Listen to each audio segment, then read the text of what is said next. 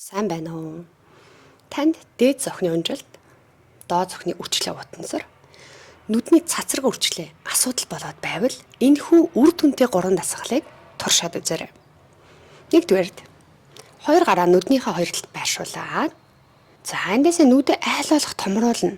Хөмсгөө өргөхгүйгээр нүдэ айл болох том бүртгийлгээрээ 2 секунд бариад суллана. Томрууллаа. Суллаа. 20-30 удаа хийгээрэй. Хоёр дахь дасгал гарын байрлал мөн адил. Үүний дараа дээшээ харлаа. Доод зүхийг чангалаад 2 секунд бариад суллана. Доод зүхийг чангаллаа. 2 секунд бариад суллана. Доод зүг чичирч ятарч байгааг мэдрээрэй. 20-30 удаа хийгээд хамгийн сүүлийн тоон дээр нь 10 секунд бариарай. Дасгал 3 гарын байрлал мөн адил. Хоёр зохиг хоёулангийн онилгож өгнө. За ингэж яхтаа та хоёр зохио хоёулангийн чичирж байгааг нь сайн мэдрээрэй.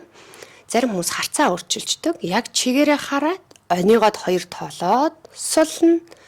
Онигоод 2 тоолоод сулна. 20-30 удаа хийгээрэй. Нийт 3 дасгалаа өдөрт та 3 удаа давтаарай. Та бүхэндээ амжилт хүсье. Ямар дасгал сурмаар байгаагаа комент хэсэгт бичээрэй.